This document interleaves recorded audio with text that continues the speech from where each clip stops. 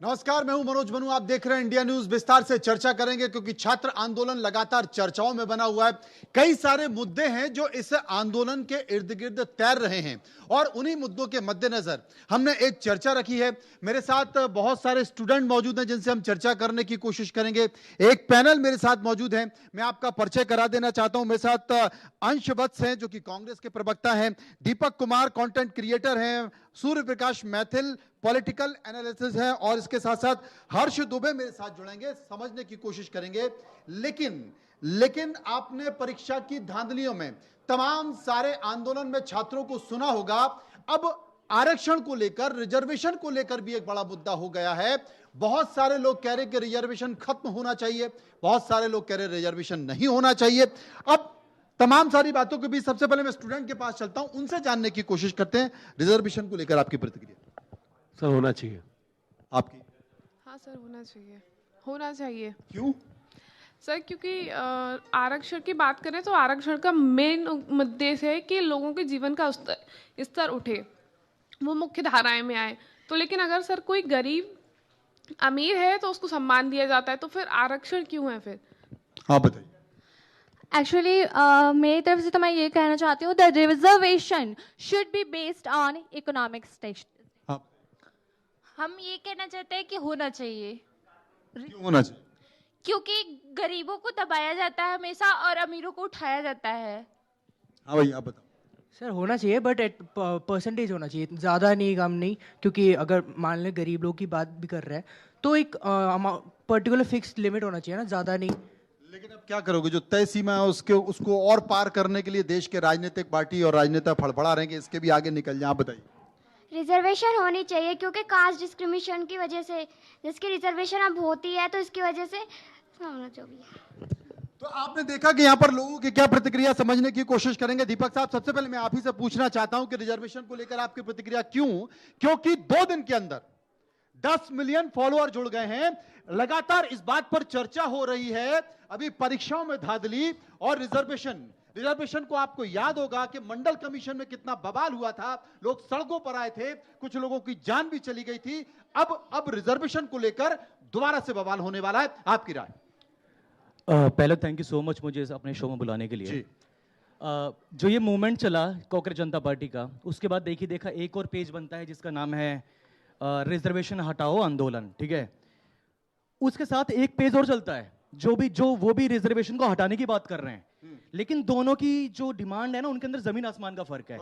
एक व्यक्ति तो बोल रहा है, जिनमें से एक पेज है, मुझे पता नहीं कि कौन सा पेज है क्योंकि वो यूपीएससी में नहीं आएगा तो मेरे लिए इतना इंपॉर्टेंट नहीं है। एक पेज बोल रहा है, जो एक पेज का समर्थन करने वाले लोग हैं, कि भाई आरक्षण हटाओ, हम जातिवाद भी हटा देंगे। और दूसरा जो पेज है जो बन रहा है, उसको पता नहीं कुछ फॉलोवर्स हैं, उसने बोला है कि आरक्षण हटा दो लेकिन जातिवाद नहीं हटना चाहिए साहब, जातिवाद हट जाएगा तो हमें दिक्कत हो जाएगी। अच्छा, क्यों जी भाई साहब? मतलब, और जो लोग आपको आज ये बोल रहे हैं ना कि आरक्षण हटा दो, हम जातिवाद भी हटा देंगे, वो आरक्षण इसलिए हटाना चाह रहे हैं कि वो जातिवाद इसलिए हटाना चाह रहे हैं क्योंकि उनको आरक्षण हटाना है, वरना उससे पहले उनको जातिवाद से दिक्कत नहीं थी।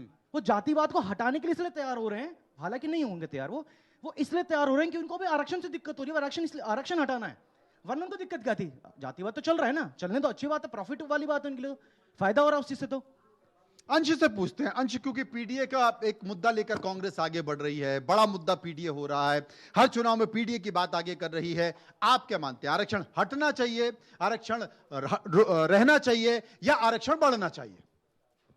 देखिए, मैं एक चीज कहना चाहूंगा, आज भी इस देश में ये एक परिस्थिति है जिसको आप स्वीकार करो, मानो ना मानो, पर ये सच्चाई है कि अगर एक पिछड़े समाज का अगर कोई दूल्हा अगर वो घोड़ी पे जाता है, तो चाहे राजस्थान हो, यूपी हो, तो उसको पुलिस के संरक्षण में आगे चलना पड़ता है जब भी वो किसी ऊंची जाति के गांव में से गुजर रहा है। तो क्या ये परिस्थिति हमारे देश में होनी चाहिए कि नहीं होनी चाहिए? बच्चे बताओ। नहीं होनी चाहिए ना, कि पुलिस संरक्षण क्यों दे? आज हम जितनी जो है विकास कर रहे हैं, लेकिन ये परिस्थिति, ये जो दीमक की तरह आज भी हमारे समाज में बना हुआ है।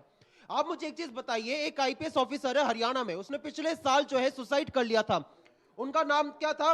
उनका नाम था वाई पूरन कुमार जी। उन्होंने क्या कहा कि हमारे फील्ड में भी उनको उनको जो डिस्क्रिमिनेशन जो है फेस करना पड़ता है। सोचिए, एक आईपीएस अधिकारी को भी अगर डिस्क्रिमिनेशन फेस करना पड़ रहा है तो क्या स्थिति है? आप बताइए, पिछले साल की एक और मैं आपको बताता हूं, हरिओम वाल्मीकि थे यूपी में, उनको क्या जो है सुलूक हुआ। आज भी ये देश की सच्चाई है कि अगर मैं SC ST की बात करूं तो उनके ऊपर क्राइम जो है वो लगातार बढ़ रहे हैं। हम रिजर्वेशन की बात करें कि रिजर्वेशन है, सोचिए इतना ज्यादा मापदंड आज भी जो है फिक्स किया हुआ है कि लोग, आज कोई भी राजनीतिक पार्टी जो है रिजर्वेशन के खिलाफ नहीं बोलती है खुल के, लेकिन फिर भी आपने कितने लोगों को रिजर्वेशन देने की बात की है? क्या रिप्रेजेंटेशन उस हिसाब से मिल रहा है लोगों को? सवाल ये नहीं तो संविधान में जो तय लिमिट है ना, उसके ऊपर थोड़ी चले जाओगे आप, और जो लिमिट है, लिमिट के हिसाब से लोगों को आरक्षण मिल रहा है। लोगों को मिल रहा है, हाँ मिल रहा है, लोगों को मिल रहा है, बिल्कुल मिल रहा है। अगर लोगों को मिल रहा है तो जितेंद्र सिंह जी ने क्यों सदन में बताया कि तमाम जो हमारी केंद्रीय मिनिस्ट्रीज है, डिपार्टमेंट है, उसमें SC ST OBC का कम रिप्रेजेंटेशन है, जो तय मापदंड था मंडल कमीशन के हिसाब से। अगर लोगों को मिल रहा है तो मैं आपको बताता हूं कि आपके कहने का मतलब क्या है? आरक्षण आप किसको देना चाहते हैं? आप आरक्षण भर्तियों में देना चाहते हैं, आप आरक्षण एजुकेशन में देना चाहते हैं, या आप आरक्षण इसमें देना चाहते हैं कि सचिव कौन होगा, मंत्री कौन होगा, किसमें देना चाहते हैं? तो सबसे पहले तो आप अपनी पार्टी से शुरू कीजिए। बताइए मुझे एक चीज बताइए, इतने सारे देश की जनता है, एक SC ST OBC में से कोई भी एक व्यक्ति इतना काबिल नहीं है कि एक बड़े सर्वोच्च पद पे जा सके। बजट इस देश का जब बनता है, उसका हलवा जब बट रहा होता है, उस हलवे में कितने SC ST OBC है?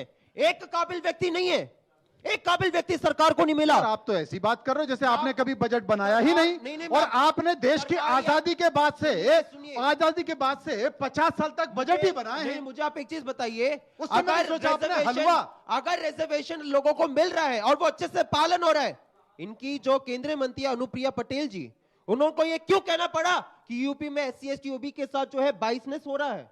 इस चीज का जवाब दे दीजिए। इनके केंद्रीय मंत्री ने आरोप लगाया। सूर्य प्रकाश मित्तल जी जवाब दे दीजिए। धन्यवाद मनु जी, पहले तो आपको और पूरे देश को भारत माता की जय, वंदे मातरम। आपने जो विषय उठाया है ना, ये विषय वो विषय है जो कि अंतहीन विषय है, पहली चीज। दूसरी चीज, अभी अंशवस्त कह रहे थे कि क्यों नहीं जो हलवा बंटता है वो कोई SC ST क्यों नहीं बांटता है, सर्वोच्च पद पे क्यों नहीं होता? भैया आपकी पार्टी के अंदर लगातार गांधी परिवार रूल कर रहा है, क्या कोई ऐसा SC ST नहीं है जो कि गांधी परिवार को रिप्लेस कर? मल्लिकार्जुन खड़गे कांग्रेस अध्यक्ष है, दलित परिवार से आते हैं। आज तक आप अध्यक्ष नहीं दे पाए अपने बीजेपी को। पहले सुन लीजिए, आज तक आप बता दीजिए RSS का कोई दलित अगर कोई सरसंचालक रहा हो तो बता दीजिए, बीजेपी का कोई दलित जो है अगर वो रहा हो तो बीजेपी। बंगारू लक्ष्मण रहे, दलित थे। नहीं बताइए ना कि आज तो होते हैं ना।